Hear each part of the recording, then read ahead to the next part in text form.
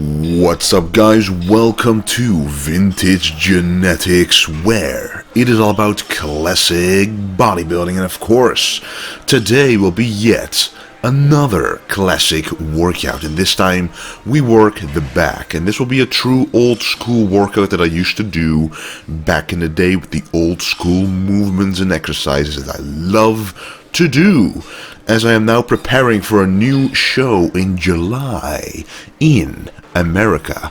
I need to improve my physique for that show, so I need to add some pounds to my body, as I'm allowed to. I can actually add 10 pounds compared to the last show, and mostly I want to add it to back thickness and my legs. So of course we're focusing on the back thickness today, but we're starting out with a lat pull-down in front of the body.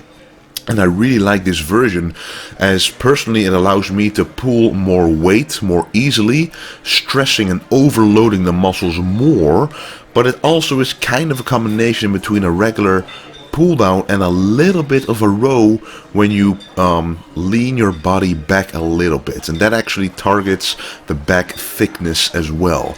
But when you fully stretch upwards, you target the back width. Remember, it is very difficult to isolate back width and back thickness. You can only accentuate your back thickness or back width with different exercises. So for example, this reverse lat pull down will accentuate the back thickness in the upper back. Bodybuilding is all about targeting your muscles from different angles, because you can do the exact same exercises every single day and you will build back thickness and back width at the same time, but using different exercises, hitting your muscles from slightly different angles, will make sure that you get complete development in the entire back, which is what we want. Now my back width is pretty good, but the back thickness can need some work. So if you need some work on the back thickness as well, I truly recommend this workout. But always guys, always fully stretch the back at the top, as you can see me doing right there. It does make the movement more difficult, but when it's more difficult, you actually know that your muscles are under more stress, a bigger range of motion, and more hypertrophy, aka muscle growth, will occur. And then of course, one of my favorite exercises for the back, the T-bar row. Normally I like to do this with a free weight barbell, but this time we decided to do a machine, and I really do like this machine as it is angled in such a way that it will hit your back just the way you want it. So if you look closely, I'm really stretching out the lats as well.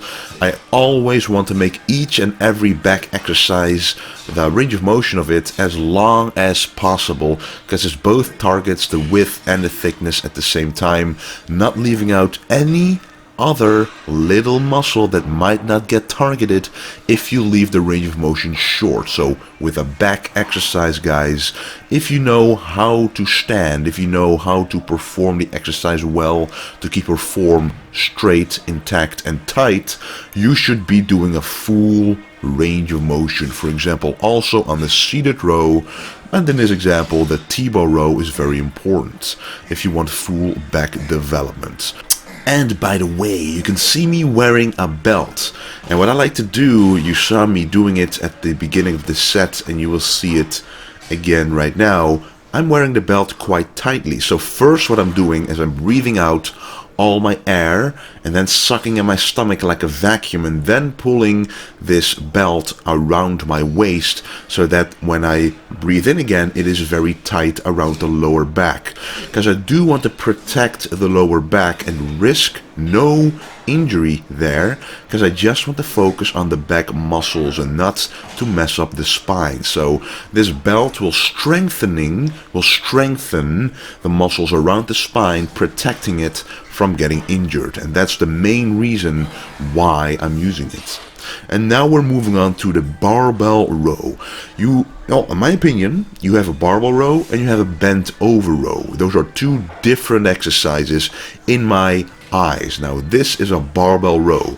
The minimum that I want the range of motion to be here is the bar must get below the knees, and your back is at a 45-degree angle.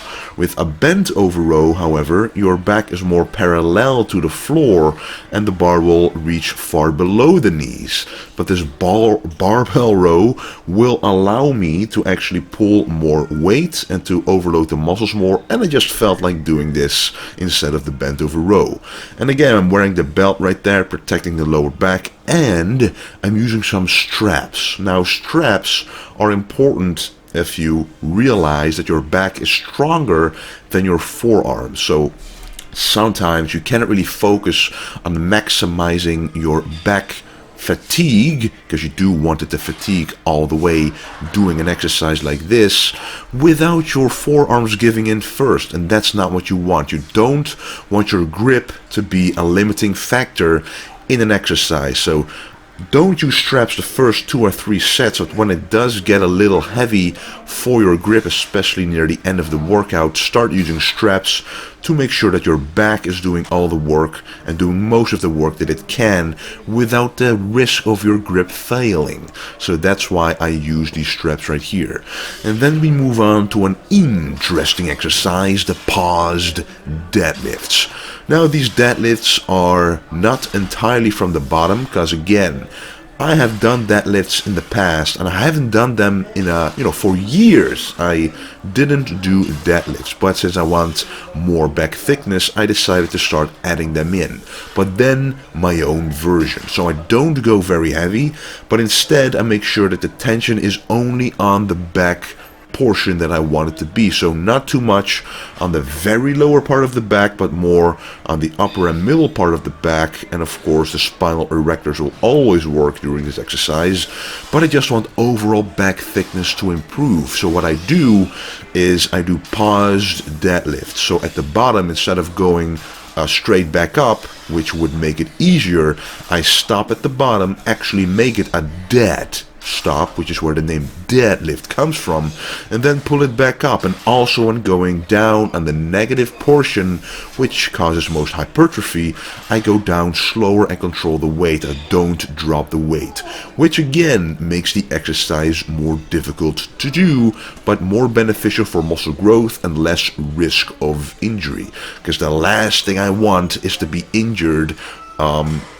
because I want to do this show and I want to make the most out of this year in my classic physique class. And I'm just very excited to do so. So yeah.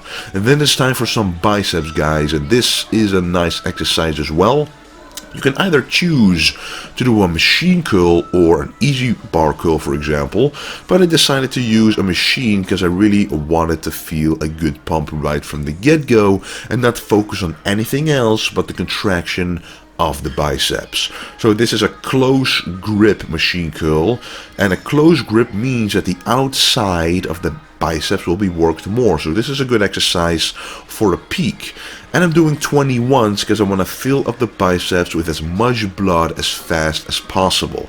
And this also allows me to use a lighter weight but with more volume, and you will get an enormous pump in the biceps for sure. And in case you don't know what 21s are, 21 reps, you do 7 reps at the bottom, 7 reps at the top, and 7 reps complete. It's a very nice variation to use if you're always used to doing 10 to 12 reps. And then we move on to the same machine but a different exercise, the wide grip machine curls. As I said earlier in this video, it is all about hitting the muscles from different angles, and here's a perfect example why that is important. So if you do a close grip, you work the outer head, but if you work the wide grip, you work the inner head, and this footage will show you that very well. I have a wide grip right here, and you can see the inner biceps right there contracting the hardest, filling up with most of the blood.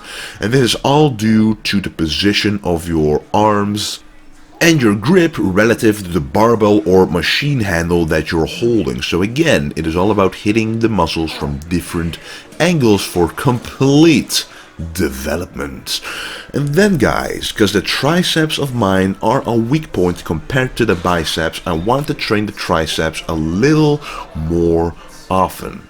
So I'm adding in a tricep exercise on the back and bicep day, and usually it's an exercise to work the the long head of the triceps, which is the biggest portion of the tricep. So if that grows, the entire arm slash triceps will look bigger overall, which is something that I want. And the underhead variation really hits the long head from a different angle compared to the regular grip on this skull crusher exercise. And if you guys are interested in my new workout split, how I will tackle my weak points, just let me know in the comment section and I will make a video about it if you are interested. By the way, I was wearing the new sleeveless Stay Golden Old School shirt in this video. If you are interested, check it out on vintagegenetics.com. I want to thank you for watching. A lot more is coming. I'm going to try to upload more often, and don't forget to stay golden.